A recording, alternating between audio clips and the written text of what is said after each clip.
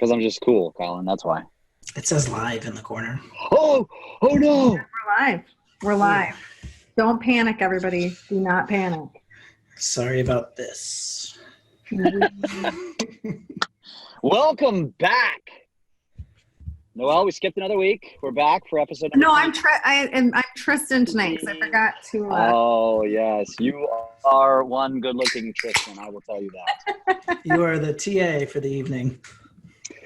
So welcome back, Lab Coat Agents. Viral Video is here again. Sorry we missed last week. In fact, I think this is going to become a thing maybe every other week. Just seems like we're busy. But when we do come to you, we're bringing some really cool guests. And tonight is no different. Isn't that right, Noelle? This is not a lie. This is the truth. We have the Colin Cameron with us tonight. And if anybody knows how to use video for real estate, it's Colin. It's Colin. And Colin and I, we've known each other for a year now, Colin? How long have we known each other? About a year? Something like that. Maybe more? Maybe Yes. longer. I feel like one of my friends found your Tiny Hands video, and they're like, you guys should be friends. And then we talked. That reminded me about Tiny Hands. I haven't used Tiny Hands in a while. We need to. I've been thinking about a puppet motif. I feel like that's more your alley, though. Like little just caricature puppets of yourself showing the house, you know? Oh, it's always something. Some idea. I love it. I love it. So, Colin, how can we introduce you? How do you introduce yourself? You're from Pennsylvania. You run a really cool Facebook group called RETV. And the way I describe you to people is that you put out real estate video content that is super unique and super creative. It's not necessarily about this massive production. It's about massive creativity. Well, thanks, man. It's hard to talk about yourself. I'm a small town agent. That's where I am. I'm in South Central Pennsylvania, specifically the Gettysburg area. There was a battle there. And I cover lots and lots and lots of tiny hands. And so my brand is small town agents. And what I kind of figured out is how to be relatable on video and get your point across. So it's not super, super high production stuff. It's more about, hey, I could stop this guy in the grocery store and have a full conversation, and he wouldn't try to sell me 3 horses with 1 leg. The idea is that I want to put myself out there through my social and my video so that when you actually have a conversation with me in person, I'm actually who I present myself to be. Yep. I totally agree with this philosophy. Everybody listen to this, because this is the secret of how you do video. And it's not really a secret, is it? Well, my real secret is praying to the real estate gods that something comes along. If you're not doing that, you're doing it wrong. But no, it's I don't want to say I'm an authentic person, but I try to be transparent with who I am. I don't really hold back. I have no problem showing 95% of my life and sharing my trials, my struggles, my tribulations, and all that stuff. And that's not all real estate. One of the things that's really been kicking around my head lately is people do not treat their social media like their resume, and they need to be. Your social media is your body of work. And if you're not respecting that and realizing that eyeballs aren't constantly on it, you're way behind the 8 ball. Yeah, I agree. I think when you can put yourself out there authentically and is authentic, Colin and I have actually never met in person. We've still never met in person, but I feel like he is one of my good friends because he is authentic in everything he puts out there. All of his videos are just his personality and who he is. And because of that, it's a pre-introduction and his clients are getting that same experience.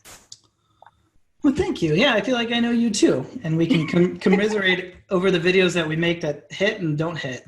It's true. That's another topic in and of itself. You have to make a lot of crappy videos to make a good one. Okay, so let's talk about that a little bit. So what I want to talk with everybody tonight are the videos that you've had that have obviously had success, and we're going to get into those because you've had a few different types of videos that have gone basically viral. I mean, you've had videos that have totally gone viral, and then you've also had videos that maybe haven't. So let's talk about the successes and the failures that you've experienced. Yeah, for every one of the videos you see from me, I've probably done 20 bad ones. And that's just how it goes. You can't, the analogy I used the other day was you're going to hit a lot of singles before you hit a home run. Mm-hmm. A lot of singles. My favorite line is my shitty video will outperform your absent video all day long. Oh, absolutely. And we're allowed to curse? Yes, I just did. Freaking amazing. I like it. Yeah, you're gonna miss a lot of videos, and particularly the ones where you're like so amped and you're like, this is killer, this is gonna destroy. Those are the ones that suck. And the ones that do really well are the ones where you're kind of in your back of your mind, you're like, should I put this out? Oh, I know. Every time.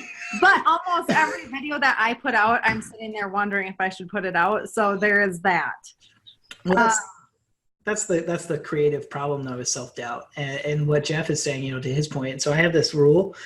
It's called the 80% rule. If you took the time to make content, to shoot video, to edit video, and it's 80% together, you need to put it out.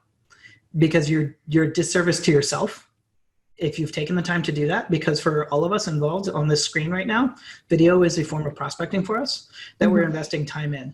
And if we're not putting something out, then we're not actually respecting our prospecting. And the reality is, next week you got to put out a new video. Yep. Do people forget about the bad ones though? Yes. Do they? Really? Yes, they do. And sometimes I delete them. Well, that's true. You can't always go into it. But define bad though. I mean, because what's bad in our own minds, it's like when you look in the mirror and you see a blemish, most people don't see the same blemishes that we see on ourselves. And a lot of times just getting eyeballs is the whole name of the game. You want to be remembered when someone's buying a home. And so the more content you have out there, the greater the odds are. Colin, Felix is on here tonight talking about your bear video. Do you care to comment about the bear video? Oh man, that was one of my first really adventurous ones. I saw this ridiculous video. So one of my favorite things to do is to take pop culture and to integrate it into my actual videos. And I'm not talking about like singing or songs. I can't sing, I don't do that. That's not my cup of tea. But I saw this viral video of a giant 5-foot bear running through a store with like a teenager in it. I was like, that'd be really funny if that bear took over one of my houses. And I ran them through the house just like it was a reverse Goldilocks, and they tried everything out. They played video games, they drank beer, they played golf in the backyard, fell asleep in bed. I loved it. It's one of my favorite ones. I honestly, it's the first video of yours that I think I saw. And I was totally impressed by it because it took the concept of showing a house in a more fun way that I had been trying to do with my little realtor boy. And I mean, you took it and did it with a character, right? And it shows that we don't have to show the house ourselves in order to get eyeballs on these houses. We can show them in a different light, and it can still be super fun and entertaining. And totally. And our job as video agents is to keep attention as long as we can. Yeah. And as long as we can keep that attention, the longer they're probably going to stick around and see most of that house. One of the best tips I can ever give you is, if you're trying to get a little more creative in your listing videos, have a prop. Have a prop for each room. It makes it so much easier for you to storyboard it, put it together, and get it done. I just put out one at the end of last week, or it was so silly. I had no idea going into it. My partner Jim and I, we stopped literally at the thrift store to find 90s throwback stuff so we could have a sleepover in this house. Because it was a 2-bedroom house. We wanted to make it the besties house. We had a prop for each room. We were in and out of that house in 20 minutes. I probably edited in an hour and was done, out and on the board. It's awesome. Easy concept. And that was a good video. Yeah, I had fun with it. And you can tell, like, and Noelle, I'm sure you can relate, but you can tell. You can look at yourself in the video and tell if you're having fun or not. Oh, for sure. Yeah. And And usually when I'm my most creative self, I can have the most fun and have the liberty. And unfortunately, we're in a business where we're super busy all the time, and we very rarely have that amount of time to be calm. Yeah. But when you do, usually the moment strikes, the creativity strikes. Mm-hmm. That brings up a good question. So I got two questions that I'd like you to kind of take a step back. One, when did you start doing video? And then two, what inspires you? What inspires the creativity? Because again, you come up like the bestie thing, which was super creative. I remember a candy one that was also very creative. How do you come up with this stuff? And when, but first, when did you start doing video? Okay. So my very first video was probably 3+ years ago. It was exactly the video that we're doing right now. I was looking right at a webcam. I think I talked about interest rates or something super boring. But that's where it started. That's where it's got to start, and then I realized there was something to it. Facebook algorithms were a little kinder 3 years ago, and I got 5,000 views for talking about interest rates. I was like, oh, there's something to this. So then the next one was insurance. And then I started getting more and more creative. I dove into Snapchat for a while, and that made me feel really comfortable with video because I was creating content and I knew if I didn't like it, it was 10-second increments and I could delete it. So I would compile a 2-minute video out of 10-second clips, download it, throw it to my computer, edit it lightly, and then put it out there. And that gave me the comfort level to be able to go where I am now with the content that I have. Hey, speaking of other apps to get comfortable with video, Colin, you and we've kind of chatted a little bit about Marco Polo. Have you started using Marco Polo? I used to. I don't really use it much anymore. I think Marco Polo is really good for large teams because you can have a rolling conversation and video and keep up with that. So if you have a team, that consists of 5 or 6 people, it's nice to have that so that everybody can feel in the loop and caught up on a conversation. I also have been using it with my team as a way for them to practice getting comfortable on video. Smart. And they're getting used to seeing themselves on the video, communicating, and they know that it's just going to us, right? So, just a thought. I think that's a good tip. So if you're having trouble with video and you want to get more comfortable, Marco Polo, Snapchat, both of those are great platforms to relate. Tristan says Marco Polo is good for old people, whatever that means. Tristan, are you calling me old? I think he's saying Marco Polo, like you're late to the party on Marco Polo. but I agree, and Noelle, we used it for the same thing. We used it for a while as a team. It got people comfortable because we push video. And anything I can do to get people in front of the camera, I'll use it. Yeah, and it's a simple. If you use Facebook Messenger to keep up with your team or your agents that you're associated with, you can video chat on that too. You can send 10-second clips there too. Yeah. So just maybe what you do, particularly if you're in a team or a partnership, maybe you make it a rule you can't text. You have to send the video clip. Yeah. Yep. I love that. Okay, so we've got another question on here quickly. It says, can you talk about views and likes and how someone should analyze their videos? Views and likes are not the only results. I would agree with that.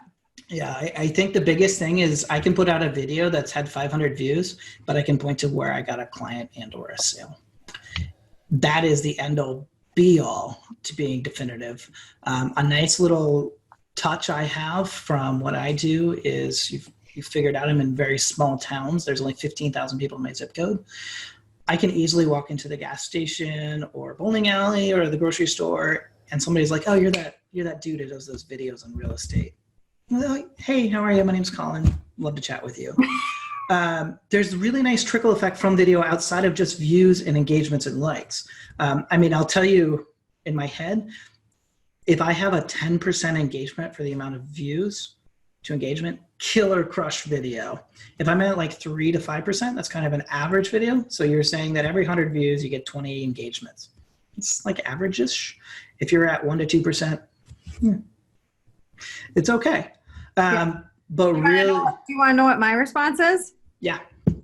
I couldn't even tell you what my engagement is. I couldn't tell you how many likes. I pay attention a little bit to the number of views, but what I really pay attention to is just my interaction with people on Facebook and how much they are keeping track of what I've got going on, because then that means that I'm doing a good job of staying in front of my sphere. And honestly, I've not had to advertise at all with my sphere. I'm horrible. I don't even do VIP client parties. I don't do any of that stuff. I just interact on social media, and then I'm the first person they think of when they go to buy and sell a house. So that's my response to that. Might not be the most technical. Yeah, and we have super similar philosophies. So I practice what's called TOMA. So TOMA is top of mind association. So I just consistently want to be in front of people so that when they have a need for what we do, they remember I'm the guy who does that thing. So results aren't just likes, she's right, they aren't just views. It's also too about building relationships. Like Noelle and I have never met each other, but we pretty much know each other. Yeah. You have those same relationships with prospects as well. You have to realize that video is your form of prospecting. Just like if you buy a billboard or you buy a pamphlet, you won't always know that there's a direct result from that item, but you know that you have a branding play right in front of you. Totally. If I can say something about that, Noelle, too, though, is that, the thing people get caught up in is they get caught up in going viral.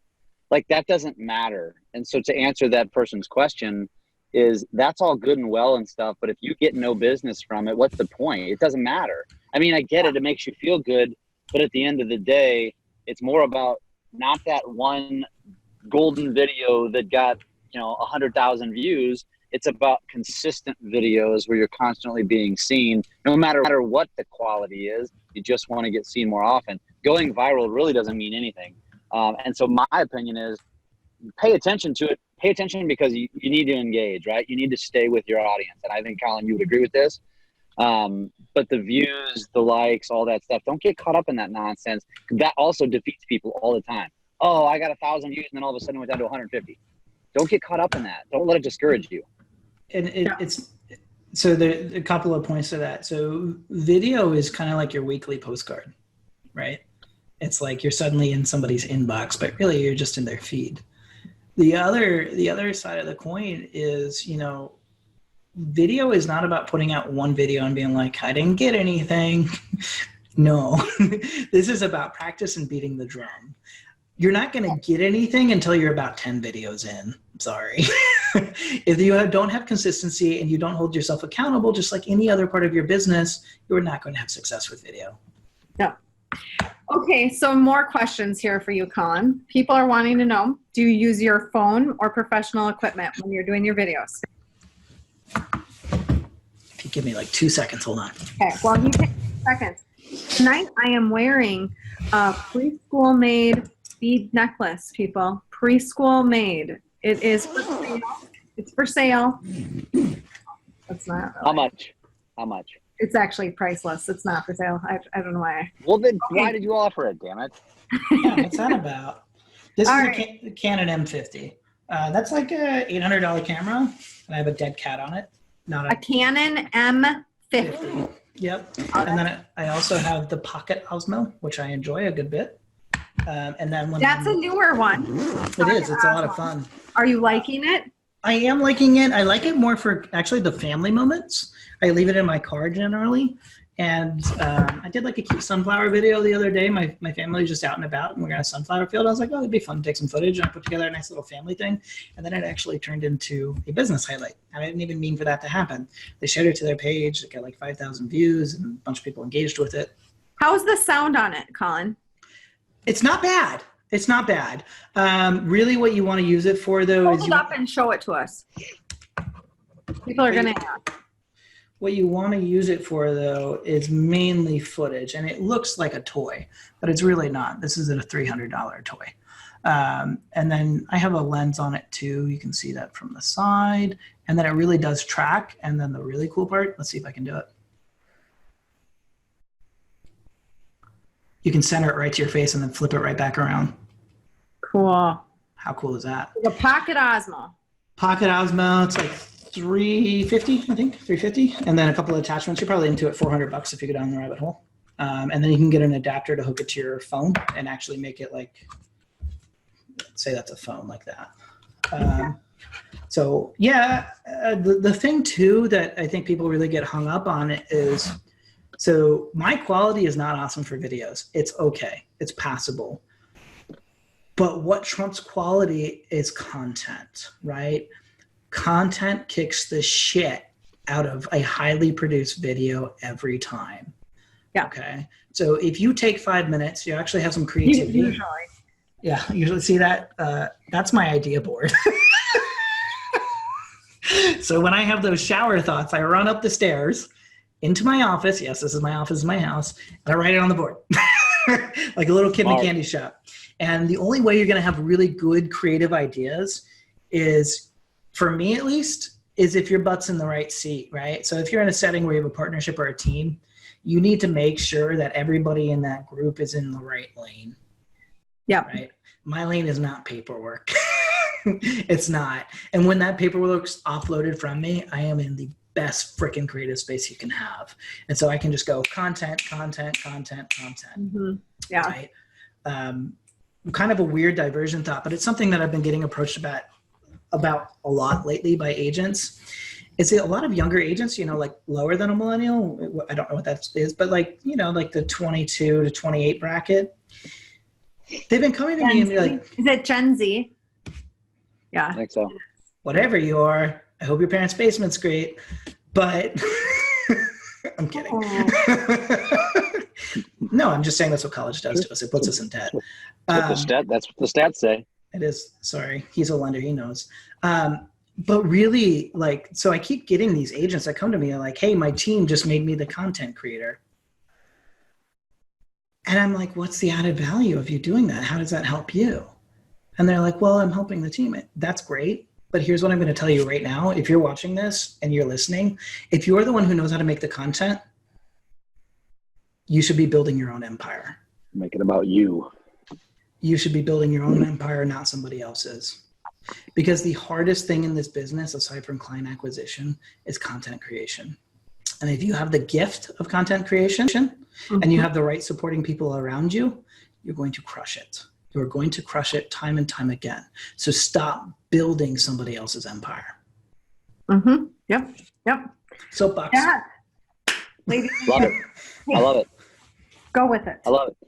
So, hey, go back. So let's go back to that question about where, give us an example. So we talked about the bear, the Goldilocks video. We talked a little bit about what's your best friend's one. We talked about, I mentioned the candy one. What are your 2 or 3 most favorite videos? And I'm not talking about views or viral. What are your 2 or 3 most favorite, and where did the inspiration, where did the idea come from? Okay. So big question there. Okay. So where did my favorite videos come from? Typically my head, and typically they're just shower thoughts. A lot of times I riff off of things that I'll see, whether it's viral or content I'm scrolling through my feed. I think it's funny and I think it's something that I can adapt to what I'm doing. The other side of the coin is that you cannot be real estate all of the time. Somebody called me today and asked for advice from North Carolina. He goes, hey, I like this video that you did a few months back, but I want to make it buyer and seller pointed. I just said, well, that wasn't the point of the content. That wasn't why I made it. You, as Mr. and Mrs. Realtor, cannot be all things real estate. You also need to be a real person. So one of my favorite videos is, do you remember Billy on the Streets, Jeff? You remember that guy? Remind me. So he'd run up to people and he'd be like, for $1. And then he'd ask a trivia question just to random people in New York. Yes. And they'd be like, go yourself. Or they'd like, oh yeah, $1, sure, I'll answer that question, right? And it was just really goofy because it was off the wall and he was just running around like a madman with a mic, right? So what I did around Christmas last year is I took a Buddy the Elf costume and I was Buddy on the Streets. And all I did was I walked around in the most popular plaza in our area and I just asked questions about my hometown to random strangers. And we filmed it and we made content out of it. I had a freaking blast because I was just being a goofball and I was giving away money. I gave away $100, right? Because they were individual dollars and people just loved it. So that content had a lot of life. It got 10,000 views, which is pretty good, but it was completely localized content and had nothing to do with real estate. I can point to a sale. I can point to a buy and a sell directly from somebody who was in that video because I had a conversation with them. And then I know that I talked to about 150 people that day. I left, my partner and I, after we're done filming, I left, I looked at Jim, I was like, do you know what felt really good about that video, Jim? I know that we made good content, but we also touched a lot of people. Yeah. Right. Yeah. So I find that my content that is localized and not real estate pointing kills it. Well, and let's talk about that, because you do a lot. I mean, out of everybody I know, you do the most hyper local content on your videos, and I love watching you do that, because I have not actually started delving really into that personally. And I want to talk about that a little bit, because you just did you know you're from, you did the you know you're from videos, right? Mm-hmm. And had mega success with that, right? Yeah, so I didn't I didn't realize it, but a lot of my videos are actually blueprints. So I've created a few now. I have a whole list. If you want to get the list of blueprint videos from me, you can message me after this. One of them I created in particular called You Know You're From Hanover If, which is my hometown, right?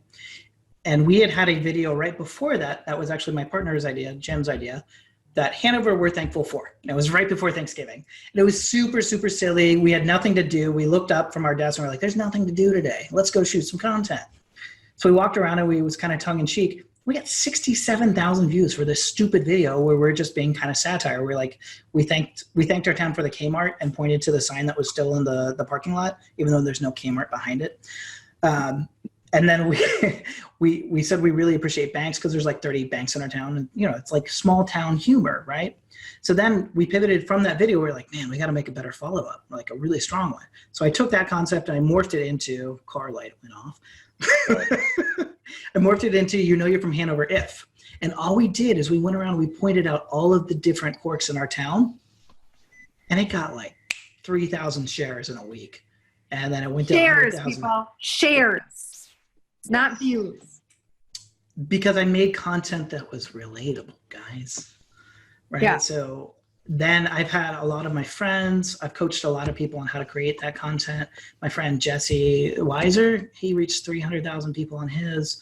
John Port in Philadelphia reached 100,000 on his. Like, this is a piece of content where if you watch my video and you copy it to a T and you make it about your town, if you get less than 10,000 views, you did something wrong. So I didn't intend to make blueprint videos, but they started kind of happening because if something works, it works, right? Yeah, that's awesome. So good. So good. That one idea could make a huge difference for people. So we have somebody on here wondering, what do you use to edit? Every week we have questions about tech and editing and what equipment we use. So let's talk about what you use for editing. Sure. I used to use Filmora. That's what I started on. That's a super user-friendly platform. Now I use Power Director. I probably am going to move to Adobe here shortly. I've been talking about it for the last 6 months. And it's kind of one of those things where, like, do I want to switch from the passenger seat to the driver's seat? I think I have to. Say it ain't so. Say it ain't so. I know. I like the fonts better. That's what it is. That's really why I'm stuck on. I'm like, I like their fonts. But editing, it sucks. It's time consuming. Realize that for every 15 minutes of content, you're probably looking at like an hour's worth of editing. At least, and that's just like chopping it down and making what's usable before you weave it all together.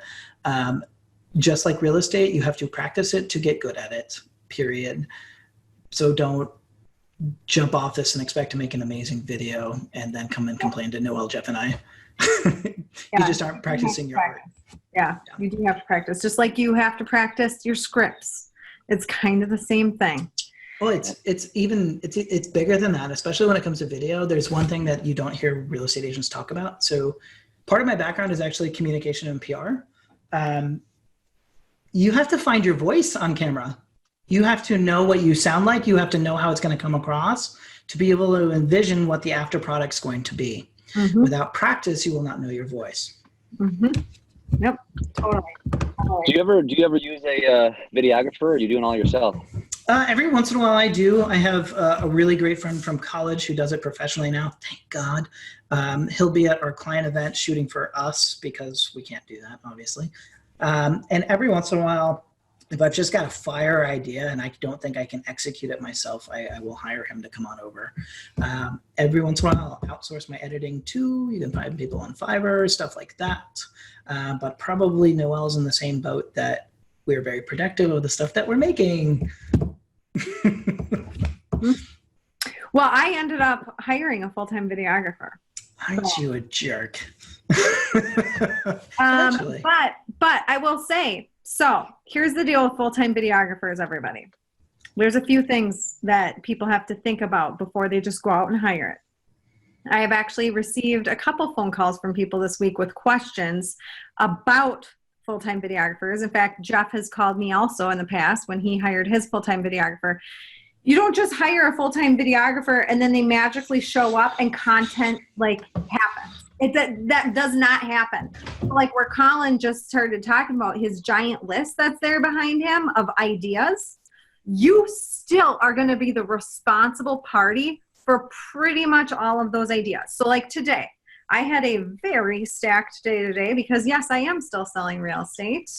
Even though people think all I do is make movies. No, I make the movies so that I can sell the real estate.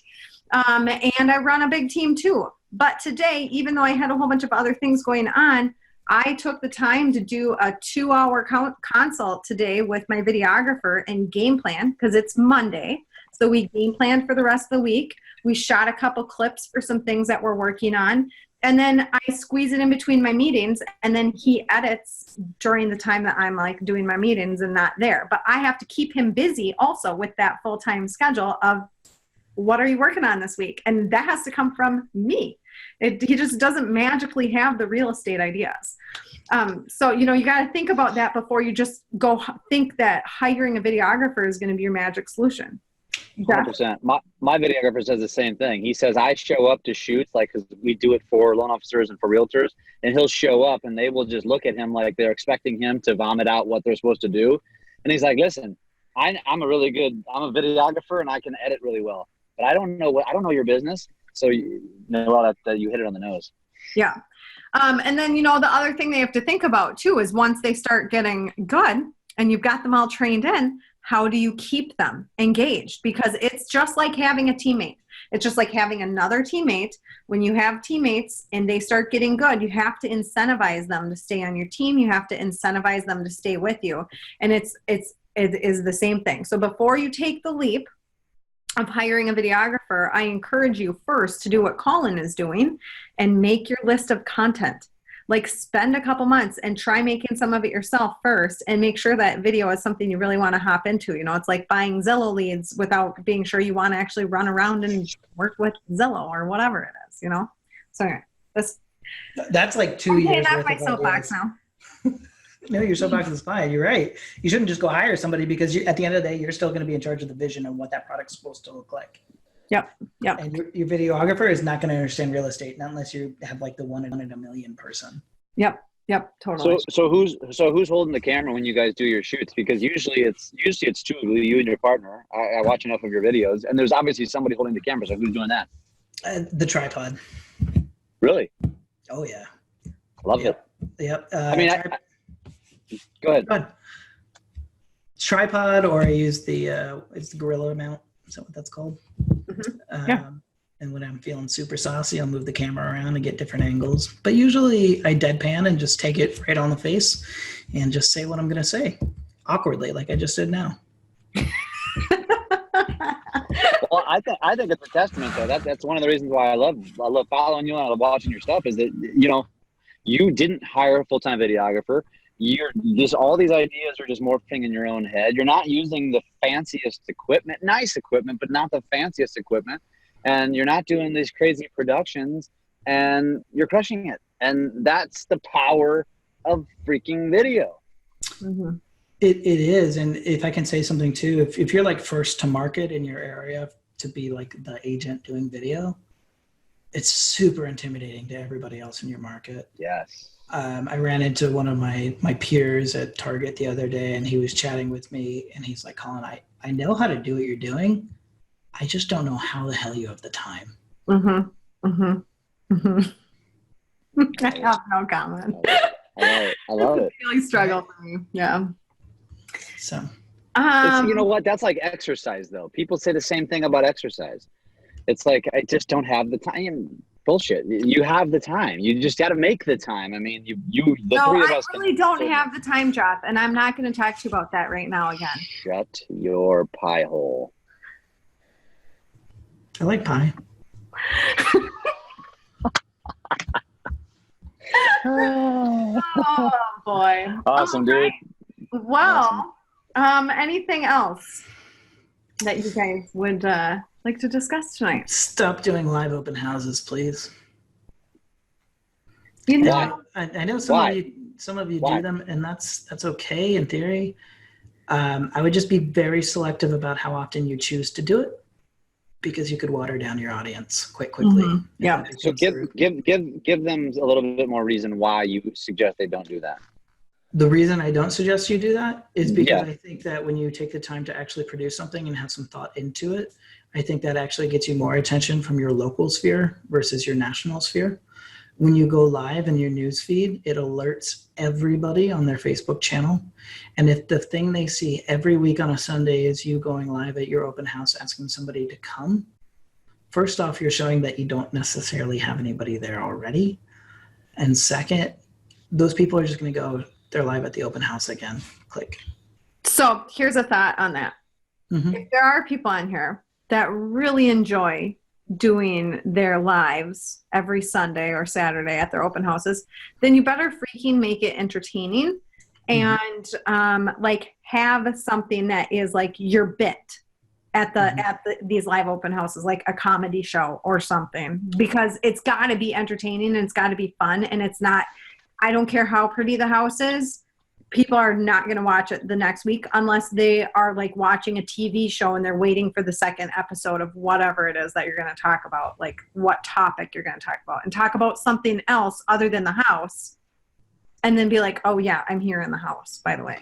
Well, and like, she's right. Like, Noelle, you have one of the few personalities that can pull off a live consistently, right? Like, and not everybody is gifted with being able to go live all the time. I'm not very good live. I don't do it very often unless I have something really important to say. But if your bit at an open house is that you're always just in the bathroom as the first thing, you're like, I have an open bathroom this week. That'd be funny because you'd see all these different bathrooms, right? It's true. But if you're just standing at 323 Main Street, hey, I'm going to be here from 1 to 3. I'll have some cookies. Knock that shit off. Mm-hmm. It's not, it's like I'm here, so I should do something kind of aspect. Well, no, if you want to promote your open house, go out there on Wednesday, shoot 5 minutes in front of the house, take 20 minutes to edit it, then put it out the night before. Yeah. Right? Invite people and actually try to generate interest in that open house if you're going to take the time to spend 3 hours there. Or just wait and make some Instagram stories out of it, people. I mean, like that's a much better way. It disappears. It doesn't stay on your feed. You know, people can skip past it. Whatever. Yes. Okay, here's another question from Lalo, which people, Lalo, you need to go watch his stuff. Yeah, is that the English guy? Yeah, from Seattle. He's the English guy from Seattle. Very clever. Yes. Lalo, your videos are very, very clever. I love watching what I've seen so far. Hey, future guest. Yep.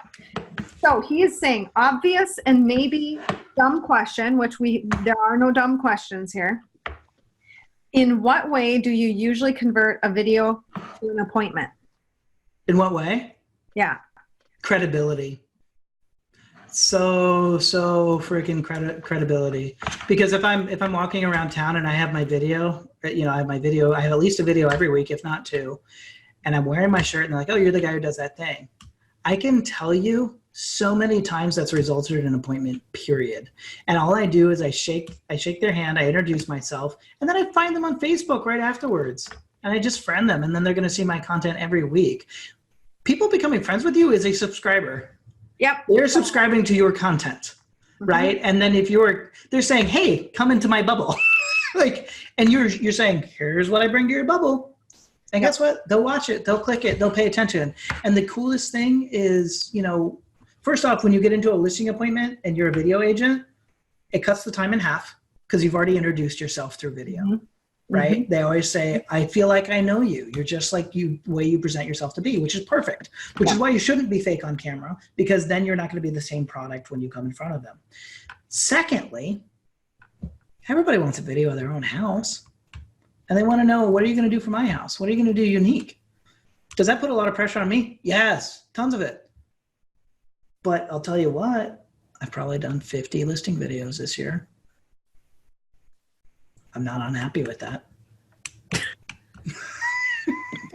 Love it. Awesome. All right. Well, I think Jeff is sitting in the dark over there. I got some advice for people. I don't recommend shooting videos when the sun goes down in your car because it's hard to get good lighting. So just gonna throw that out there. Well, you should get lighting equipment. I was rushed, again, life happens and I didn't want to miss this and I wanted to hang out with you. And so I did whatever it took. I usually am sitting in a Starbucks, Noel can attest, but I was running late and I'm sitting in a parking lot instead. Yes. I enjoyed spending time with you both. Thank you for having me. Well, Thank you for being here. And so how can people find you? Sure. If you want to find me, you can follow my group over at smalltownagents.com, and that'll put you right to our Facebook page and you'll see our contents.